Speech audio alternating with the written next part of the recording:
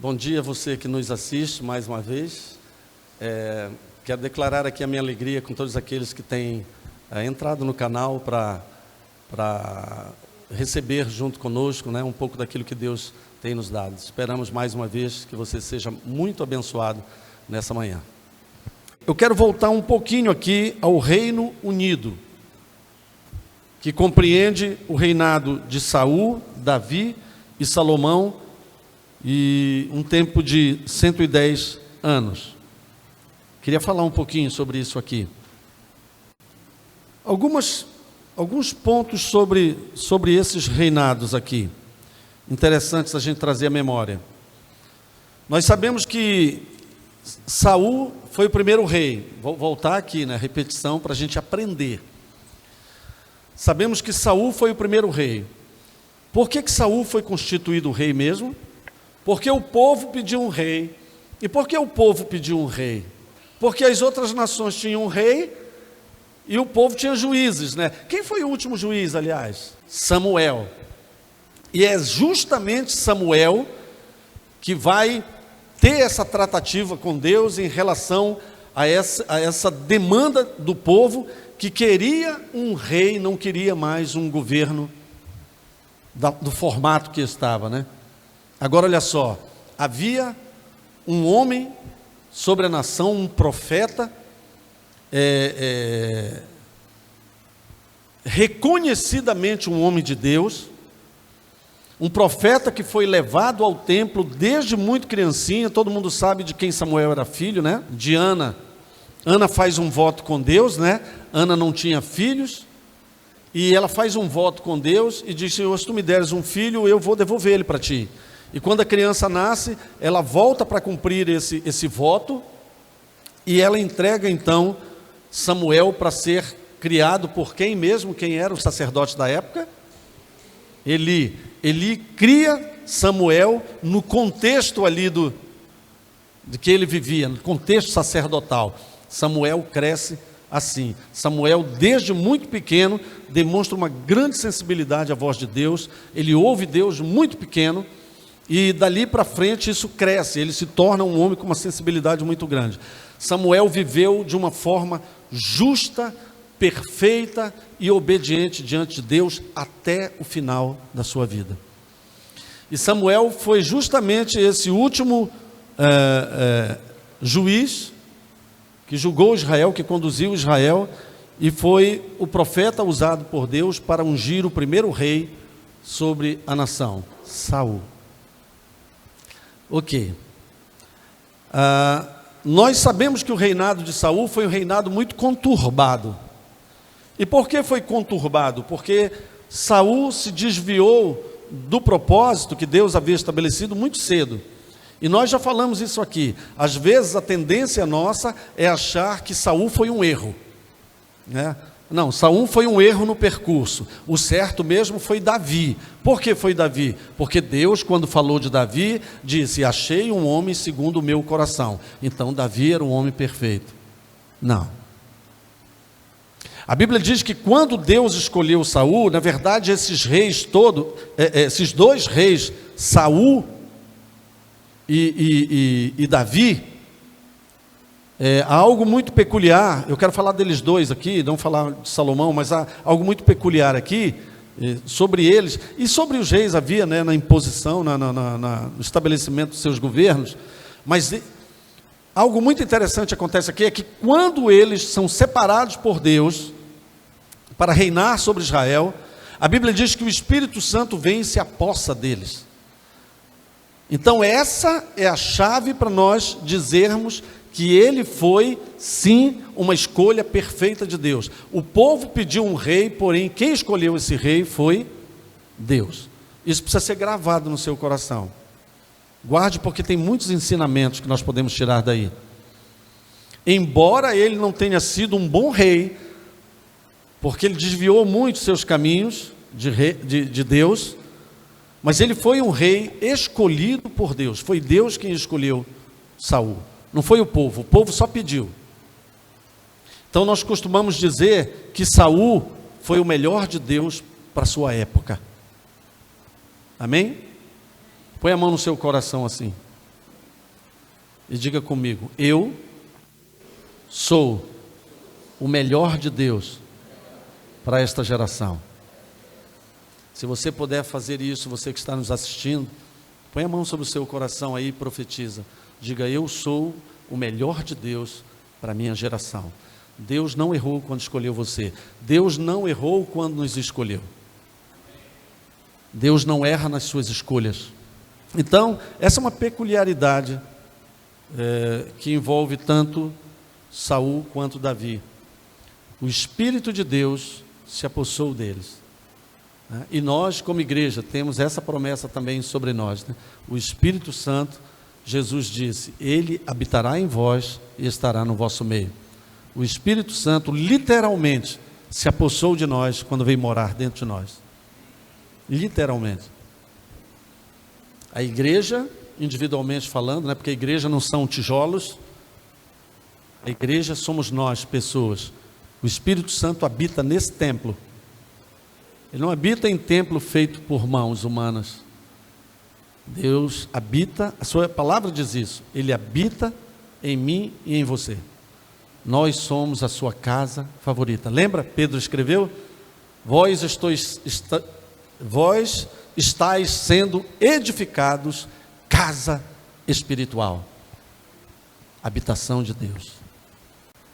Quando Davi assume, depois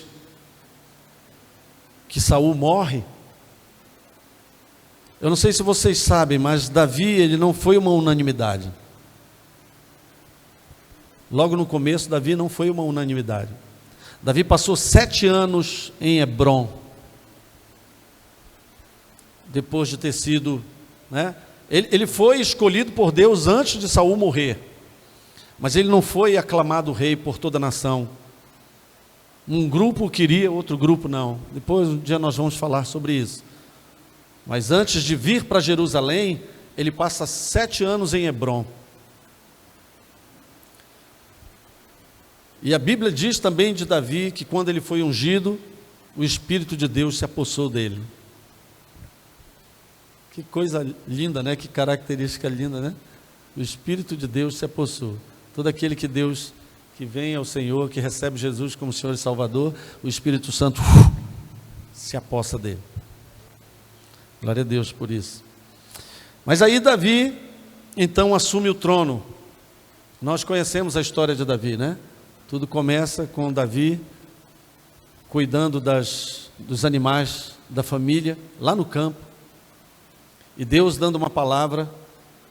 Deus já havia falado para Samuel que tinha encontrado um homem segundo o seu coração. Só não tinha revelado ainda para Samuel quem era esse homem.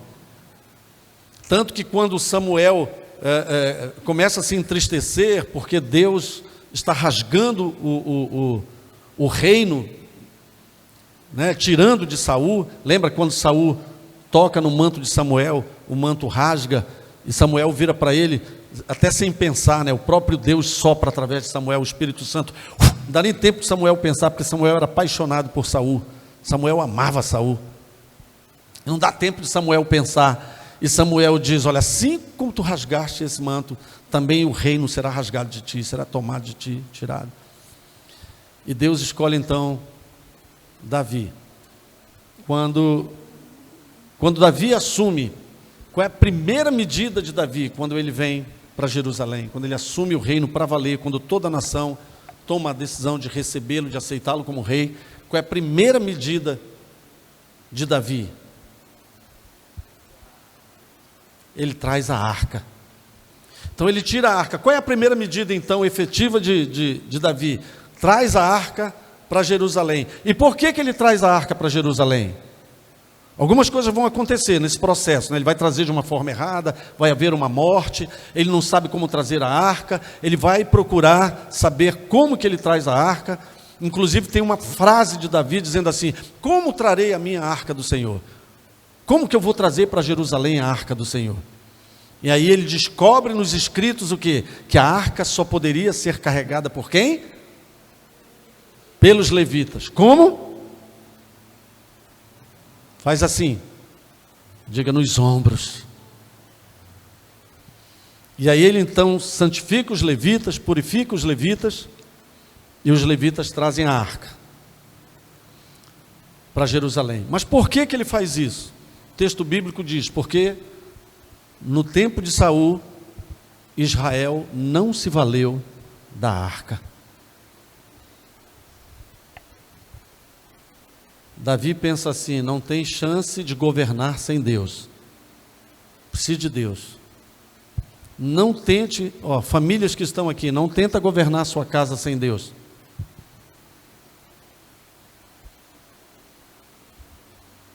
Não tente governar a sua vida sem Deus.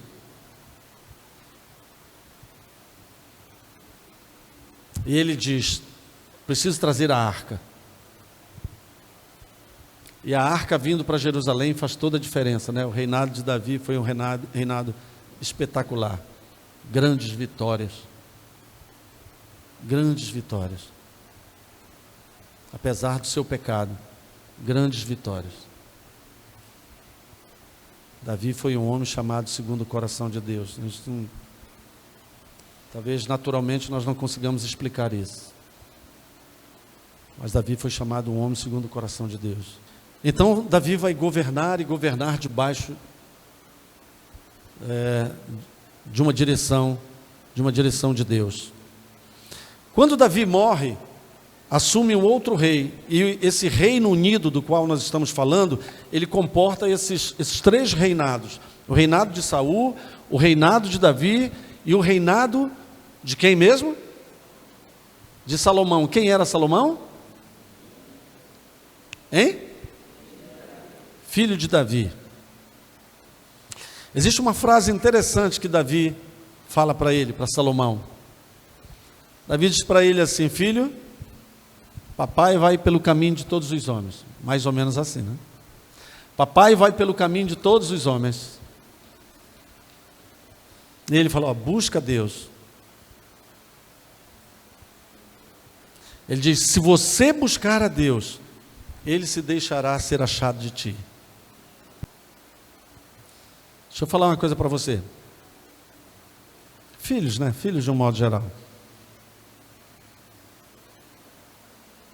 Você não pode desenvolver a vida cristã, viver a fé cristã, baseado no fato de que Deus é o Deus dos seus pais. Não é suficiente. Não, mas Deus é o Deus da minha mãe. Deus é o Deus do meu pai. Não é suficiente. Deus precisa ser o meu Deus e o seu Deus. E Davi disse isso para o seu filho. Diga isso, pais que estão aqui, digam isso para os seus filhos quando vocês chegarem em casa. Diga isso para os seus filhos sempre. Diga para eles: se você buscar a Deus, Ele se deixará ser achado de você. Se deixará ser achado de ti. E você vai passar a ter a sua própria vida com o seu Deus. Sabe por quê? Deus é conhecido como Deus de Abraão, Deus de Isaac e Deus de Jacó, porque cada um deles teve a sua própria experiência e o seu próprio encontro com Deus. Abraão teve o seu encontro com Deus, Isaac teve o seu encontro com Deus e Jacó teve o seu encontro com Deus. Por isso nós podemos dizer o Deus de Abraão, o Deus de Isaac e o Deus de Jacó. Mas aí então Salomão vai assumir. O maior desafio do reinado de Salomão foi a construção do templo. Davi não pode construir o templo, né, o maior feito, acho, do reinado de Salomão. Davi foi quem sonhou a construção de uma casa para Deus, né? É por isso que Davi é chamado um homem segundo o coração de Deus, irmãos. Você sabe qual foi o plano de Davi? Davi foi o homem que teve o plano mais ousado que qualquer ser humano já teve na face da terra. Qual foi o plano de Davi? Trazer Deus do terceiro céus para habitar na terra. Esse foi o plano de Davi. E como é que ele começa a empreender esse plano? Vou voltar um pouquinho aqui em Davi, porque é muito importante. Como é que Davi começa a empreender esse plano? Que é a construção desta casa, que ele cria que Deus habitaria nela. E depois Deus já tinha dado uma palavra, Deus escolhe Jerusalém, né?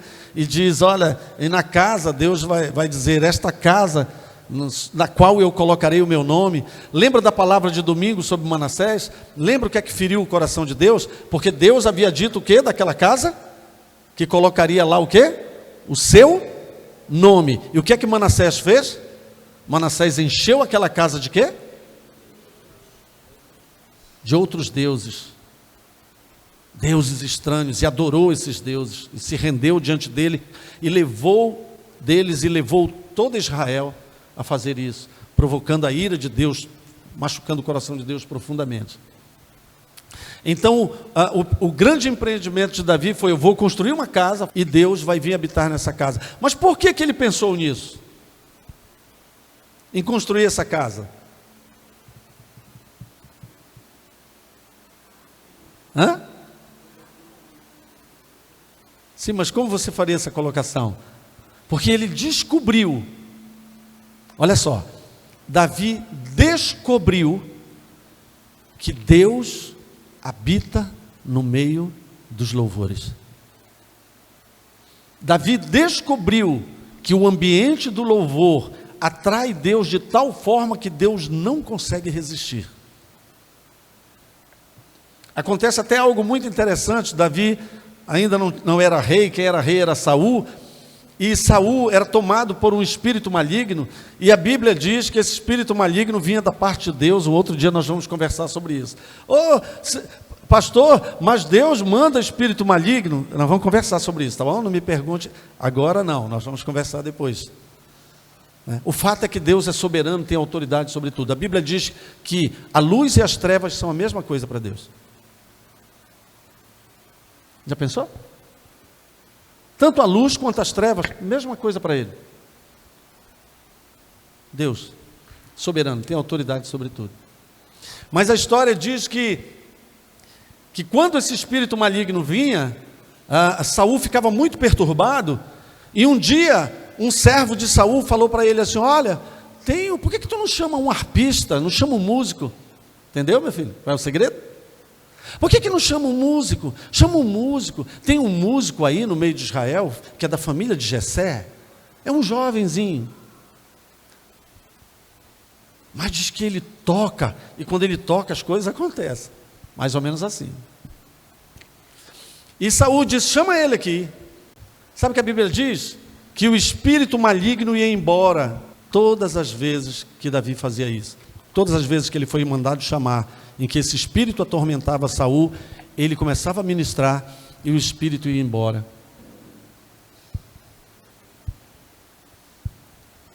Davi descobriu que Deus habita no meio dos louvores. Davi não descobriu isso quando ele se tornou rei. Ouça. Davi descobriu isso quando ele cuidava dos animais da família, lá no campo. Foi lá que ele descobriu.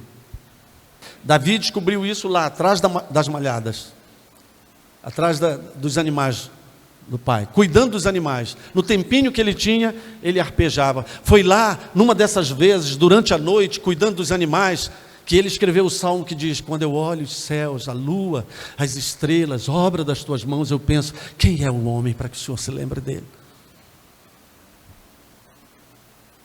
Foi lá que ele escreveu.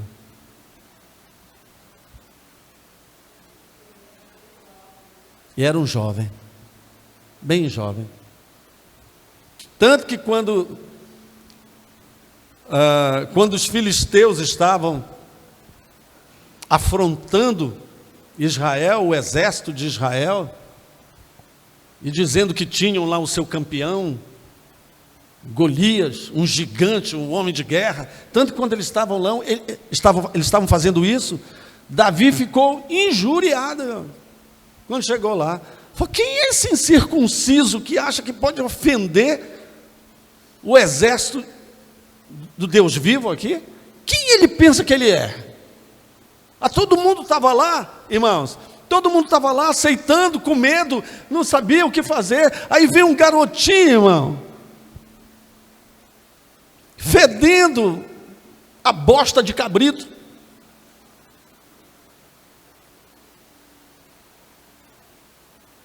Ele vem lá, e de quem que esse cara pensa que ele é? E ninguém se levantava.